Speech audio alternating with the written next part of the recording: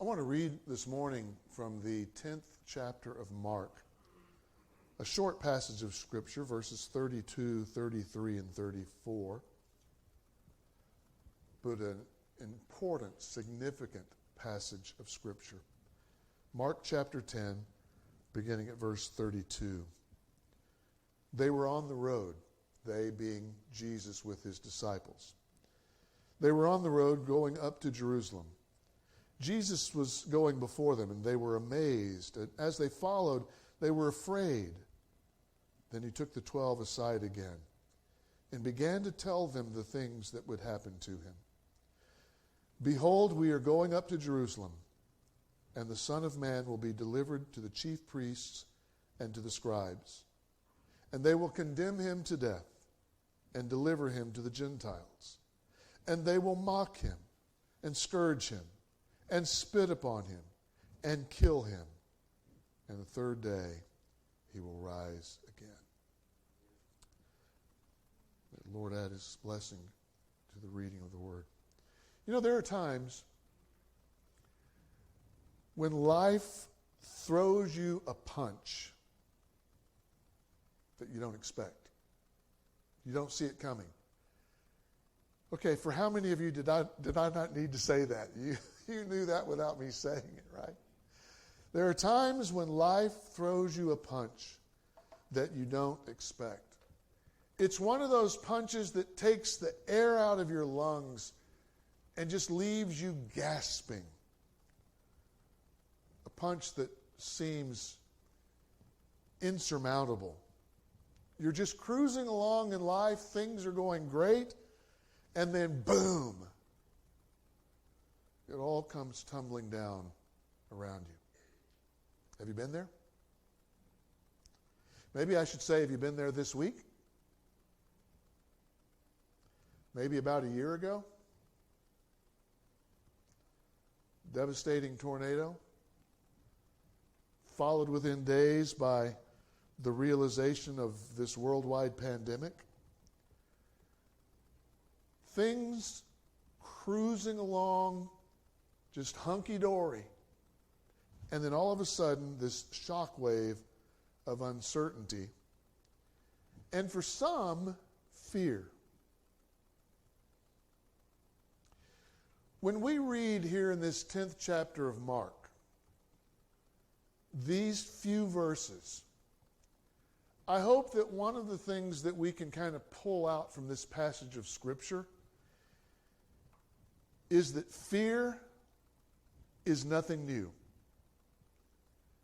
We are not the first to experience that punch from life that takes the winds out of our sails.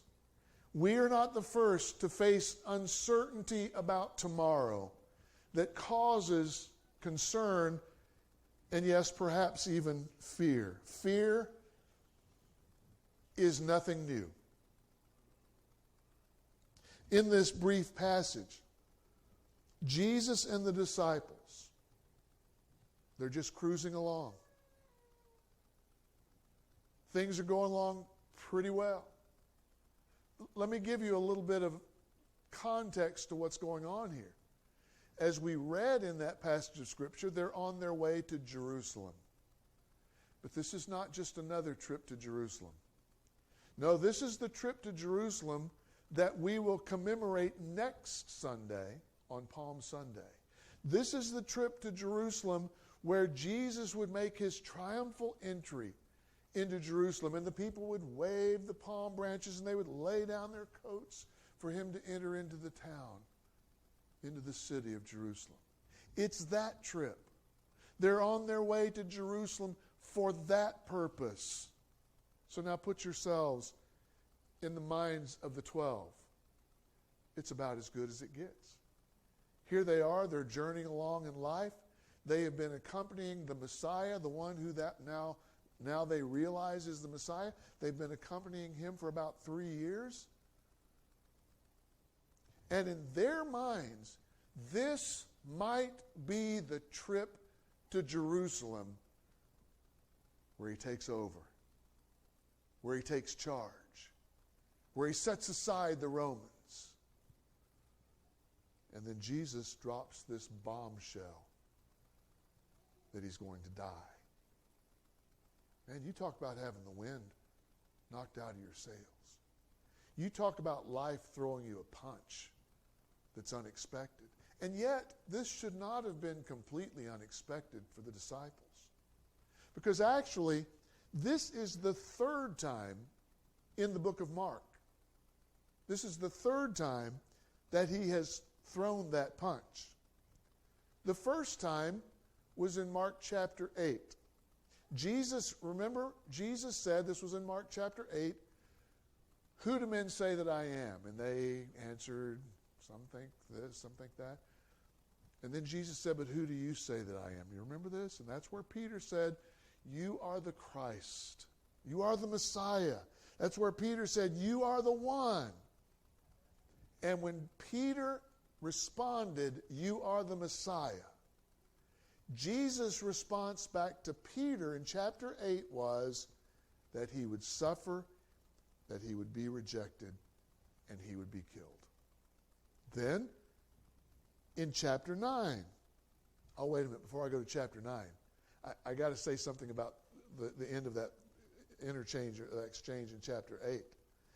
When Jesus said to Peter, and 12 were there, and he said, "I'm going to be killed," you can just see at that point, their eyes had to bug out, and their chins had to drop. And they had to be thinking, "What?" Or if they had been from the southern kingdom, they would have said, "Do what?" But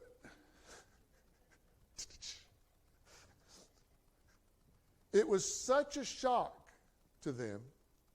This was the situation in which Peter took Jesus aside. And I'm using Mark's words now. Peter rebuked Jesus. Let me just sort of throw in, if we don't realize this, that's never a good idea. It's really not a good idea to rebuke Jesus, but Peter did, because this was such a shock. I sort of look at Peter as being like people that work at the White House. Doesn't matter who's president. People who work at the White House, they're always kind of guiding the president along. Here's what you need to do. Here's the way you need to handle yourself. This is what people are expecting a president to do and how a president should act. So here's what we want. That's the way White House handlers handle presidents, right? I sort of put Peter in that, lump him in that group. He's sort of like the Messiah handler. At least he thinks so. And so he's going to take the Messiah aside, the one who he's just said, "You are the Messiah." And Jesus responds, "Well, I'm actually going to die." And Peter takes him aside and says, it rebukes him. This is not the way a Messiah acts. You shouldn't be saying those things. You're going to get the people all distraught. And you remember what Jesus said back to Peter? "Get behind me, Satan." That's what Jesus said to Peter. "Get behind me, Satan." Remember, it's never a good idea to rebuke the Messiah. Fear is nothing new. Okay, so then the second time that Jesus repeated the statement was in chapter 9.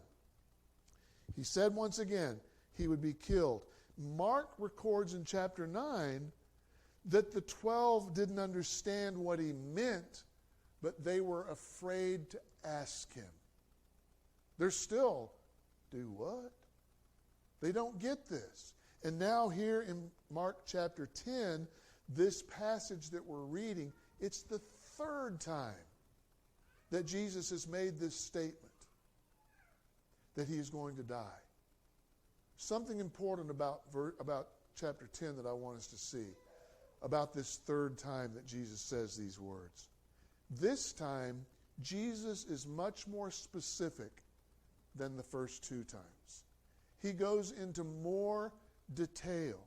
And by going into detail, the disciples should have recognized that what Jesus was saying was like it was prophetic. Jesus is saying some important things here because he gives specific details. And we see in chapter 10, once again, they're following along behind Jesus and they're afraid. Fear is nothing new. But just as fear is nothing new, I want us to recognize in our circumstances what the disciples should have recognized in their circumstances, and that is this. This may sound trite, but this is really important. Jesus knows what's coming. Jesus knows what's coming. In chapter 10 of the book of Mark, Jesus makes 8 prophetic statements. Just in the course of 2 verses, verses 33 and 34. 8 prophetic statements about what's coming. Each one of these prophetic statements uses a verb tense that implies certainty. In other words, what Jesus says, it's going to happen. It's not, we may see this. I'm not going to get political on you here, but I've been saying for the last several months, and I don't mean to be like Mr. Negativity here either, but I've been saying for several months, we're probably headed for some pretty serious inflation in this country. The kind of spending that, and I get it, the spending, some of the spending is absolutely necessary. Some of it not so much. That's as political as I'm going to get. Some of the spending is absolutely necessary. But there's a lot of spending. I don't know if you've been keeping track, but in the last year, responding to COVID, we have spent more than a complete annual budget in the United States. So in essence, we've doubled the budget for this COVID. And again, I'm not arguing against that. I'm saying so much of it was absolutely necessary and was needed. I'm not sure all of us needed that extra check in our pocket, but many people did. But here's the point I'm making. You don't just spend money. You don't go into further debt as a nation or print money without the resulting inflation. You have to have inflation in order to pay back the debt. And we'll probably see a rise in interest rates. Now, the reason I'm saying all this is not to be all political on us. Really, it's not, I promise. The reason I'm saying all that is I'm saying that like it's going to happen. I can say to Sherry, and I've said to Sherry many times, I said it just this morning. No, it was this morning or last night. Got the new Hardee's price list. Hardee's prices are up. I said to Sherry, here it is. You go to the grocery store, prices are up. I say, Sherry, we're going to see inflation. But do you see what I'm saying? I'm saying we're going to see inflation. I'm saying that like it's a fact. If we're completely honest, if I'm completely honest, I don't know that. I don't know it with certainty. I know enough about economics to think that it's a probability that if you have big spending and big debt, it's going to be followed by inflation. But we don't know. We don't have that certainty. What Jesus says here in Mark chapter 10, those verb tenses have certainty. Absolutely, this is going to happen. And what Jesus says, 8 things that will happen with certainty. He would be betrayed into the hands of Jewish leaders. Jesus specifically says that he would be delivered to the chief priests and scribes, that they would condemn him to death, that they would deliver him to the Gentiles or the Romans to carry out that sentence. And you see, by using this detail, Jesus is making it clear he understands the law in that, and how the law would be circumvented, if you will. Because the religious leaders didn't have the power or authority to exercise the death penalty. Only Rome did. And so the Jewish leaders, the religious leaders, would condemn him to death, but they would then have to turn him over to the Roman authorities to actually carry out the sentence. Who would have thought? The one who knows what's coming. They would deliver him to the Gentiles, the Romans, to carry out the sentence. He would be mocked, he would be spat upon, he would be flogged, he would be killed. The whole inclusion of flogging implies that he knew his death and was saying to them, they would have known that his death was a death by crucifixion. He knew exactly, detail by detail. Jesus knew what's coming. We read that from this side of things. And we don't sort of get the fact that Jesus was saying this before it happened. But he knew down to the minute detail, this is what's going to be happening. Everything is awesome. Everything is grand. The Messiah has come. Here we go. We're on our way to Jerusalem. Boom! The punch in the gut. And so the everything is awesome and grand is replaced by fear, uncertainty, mourning, broken hearts. But Jesus knew what was coming. By the way, were you counting? I said there were 8 prophetic statements that Jesus made, but I only listed 7 for you. The 8th one, he would rise again. The 8th one, he would rise again. He turns mourning into dancing. I want to test you real quick here. You ready? He turns mourning into dancing. Some of you did pretty good. Let's try it, all of us. Ready? He turned mourning into dancing. That's why we clap on that song. That's applause for the one who not only knew, the one who pulled it off, the one who had power over the grave. Man, you guys know that I cover Belmont sports. I've covered some of those game-winning shots. I've covered some of those walk-off home runs. And you see the fans and the teammates, and they're all jumping, and they're shouting, and they're dancing, and they're applauding. Our hero knew what was coming, and he overcame it. He turned mourning into dancing.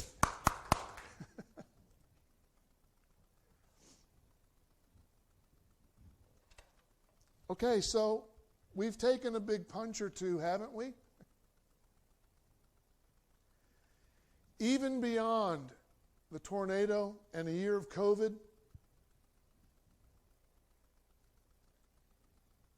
we've taken unexpected punches of pain and loss. Struggles of every kind. Some have lost family members. As a congregation, we've lost some folks that we love dearly. Others have battled serious illness and continue to battle serious illness even right now. We've experienced unexpected punches of pain and loss. Some have certainly had financial struggles.